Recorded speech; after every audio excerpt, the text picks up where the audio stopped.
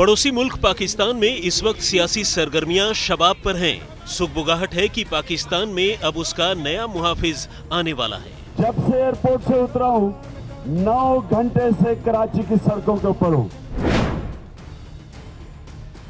सूत्रों के हवाले से खबर है कि इमरान खान सिर्फ पाकिस्तानी सेना के ही नहीं बल्कि ज्यादातर नौकरशाहों के भी पसंदीदा उम्मीदवार हैं। लिहाजा इमरान की जीत और ज्यादा पुख्ता नजर आ रही है, क्योंकि ये बात हर कोई जानता है कि पाकिस्तान में सेना का दखल हर सरकारी महकमे और समाज के हर तबके में है।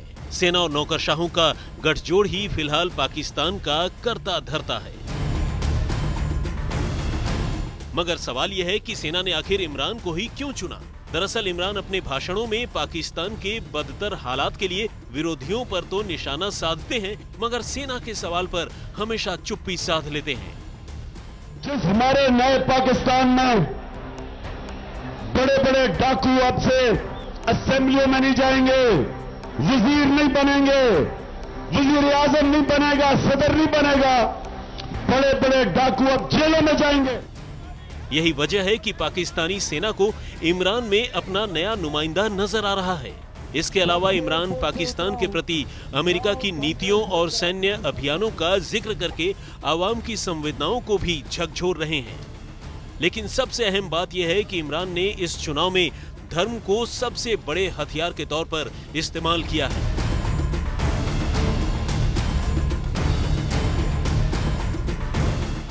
इमरान मुल्क की आवाम को ये विश्वास दिला रहे हैं कि इस्लामिक तौर तरीकों से ही पाकिस्तान का भला हो सकता है। वो जोर देकर कह रहे हैं कि इस्लामिक विचारों के साथ भी मुल्क को आधुनिक बनाया जा सकता है। लिहाजा अगर वो और उनकी पार्टी चुनाव जीती तो पाकिस्तान को एक आदर्श सरकार मिलेगी जो मुल्क को तरक्की और अमन की राह पर ले जाएगी।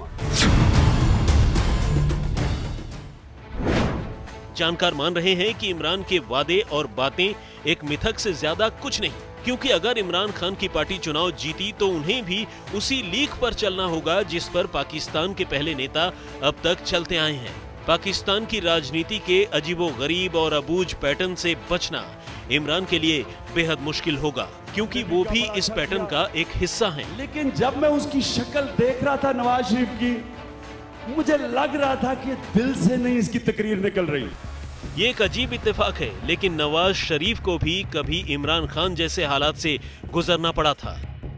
1980 के दशक में शरीफ को राष्ट्रपति जनरल जियाउल हक ने अगले राजनीतिक नेता के रूप में चुना था।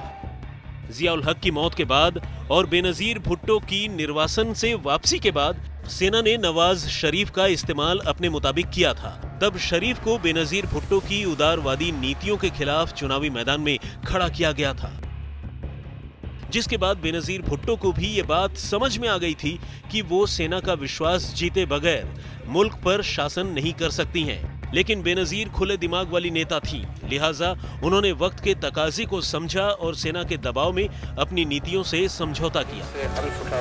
सबके दिल से हल्फ उठाती हूं। लेकिन मौका मिलते ही उन्होंने सेना को सरकार से दूर कर दिया, मगर इसका खामियाजा बेनजीर को अपनी जान देकर चुकानी पड़ी।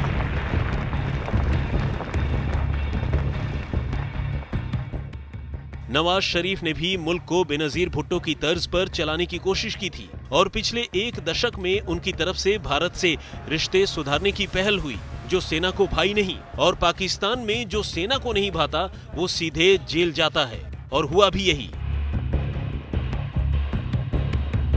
नवाज की सत्ता भी गई और जेल भी हो गई।